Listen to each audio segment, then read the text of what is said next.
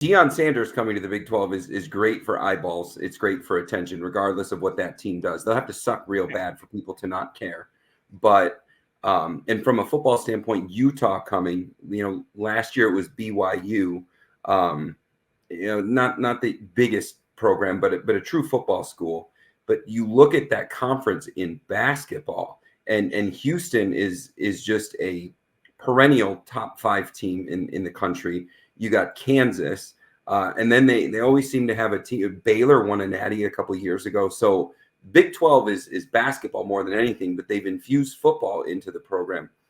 But they feel very American athletic.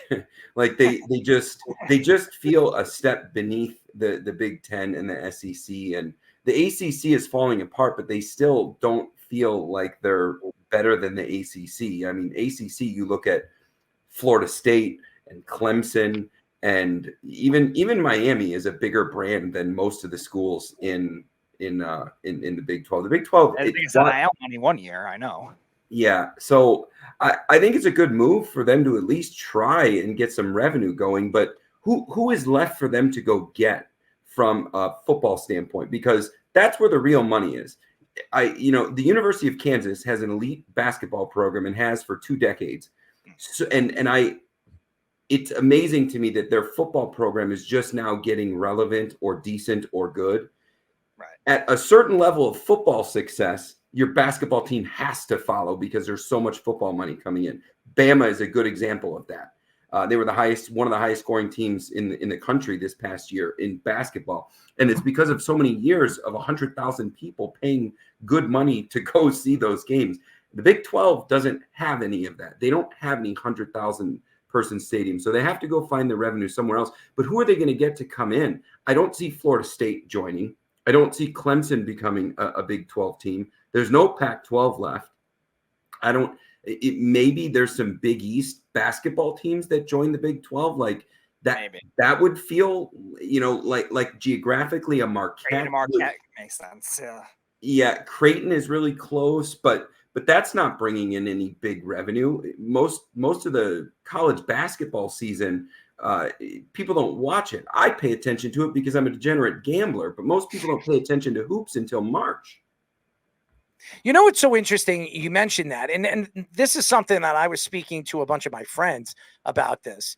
If you're a top school, you're a top collegiate school, football, basketball, you take all the programs, you put them in 2 divisions, and you let them play against each other. You want to see the best football you possibly can see. That's what I want to see. I don't want to see, Florida State, which is a top 5 team in the country, play a team I never even heard of from Montana. Okay, I don't care about that when they're winning 80 to 10. I don't want to see a game like that. I understand it's good for the betting man, or you want to bet this player is going to score this and that. Great for them. I want to see the best possible football. I want to see the best players play against one another. I don't want to see this. Now, I look at the money. There's a lot of money being brought in. There's so many TV deals. There's so many opportunities for these players to make money now. It's great. It's great for college football. I've been saying that forever. When I look at the game and I look at the transition of what the game is from college basketball to college football, it's only going to grow. There's so much money to be made. There's so much money been hidden from different programs for many, many years.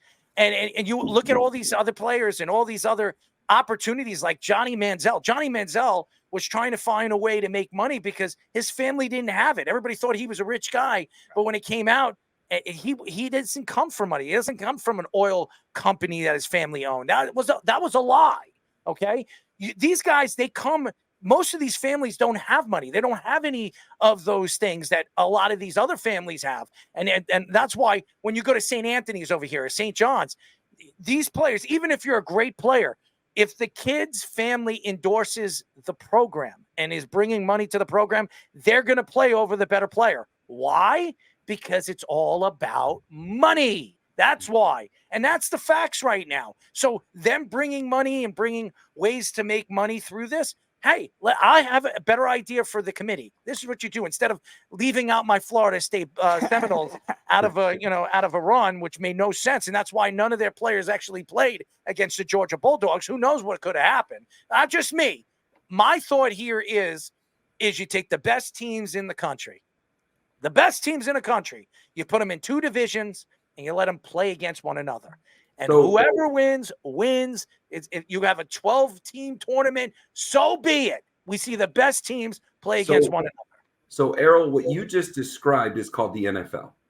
Mm-hmm.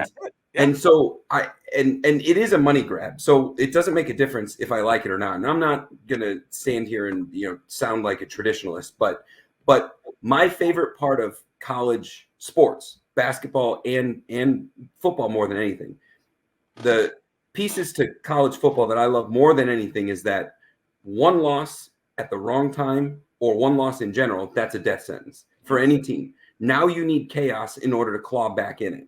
There's that part. The other part is that you and I get to watch Alabama play, St. Joe's High School and beat the hell out of them 53-0. And then Petey and I get to argue over if Ohio State is better because they allowed 10 points against another high school on a random week. And the debate is what makes college football the greatest. And Bama and Ohio State will never play each other unless it's in a national championship. But we get to debate over if their win against a team that doesn't matter is better or worse. And there's no winning or losing. They might never play each other because Georgia could knock Bama out in the SEC championship game and the team up north could knock Ohio State out. And some of these things just never get solved. That's the magic of college football. And the debate, I believe, is what fuels the eyeballs.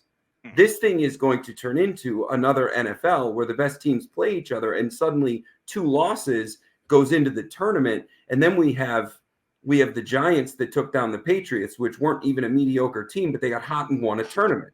Right. And also, Wes, you bring up that's what I want to see. All the other that's what I pay for, baby. If I'm going to sit there and watch a damn basketball or football game in the national championship, I want to see something that's going to surprise me. I don't want to see somebody dancing and prancing over there because they won a national championship because they were going to win it before the season even started. Come on. The Georgia Bulldogs, okay, for years, and they're still one of the best programs in the country. Okay, we all know that, and we expect it to be there next year too. Oh, yeah. Now that Nick Saban's gone, it's all about the Bulldogs. They're going to be up for a national championship again. Honestly, you sit here today. I want to see the Georgia Bulldogs getting that Final Four. I did not want to see Alabama there. Alabama did not belong there. Okay, they didn't. I wanted to see the Seminoles. I am a Florida State fan, but they were undefeated. How many undefeated teams that played, I think won how many top 25 teams? They beat like 7 or 6 top 25 teams this year. How does a team undefeated not go into that Final Four tournament? It makes no sense. It was the first one of a Power 5 conference ever. They could have gotten in because they deserved it. But if you look back at the last 4 or 5 years of the playoff, you go back to when the college football playoff started, there's always some controversy about one of the teams that gets in. Florida State was not even a top 10 team without Jordan Travis. That's all there is to it. It would have been a blowout loss. It would have been a miserable embarrassment. So they should have been in on their resume, but without Jordan Travis, they were not the team that was ranked where they were ranked. But you can just keep looking backwards. Cincinnati got into the playoffs because they deserved it. And how did that go?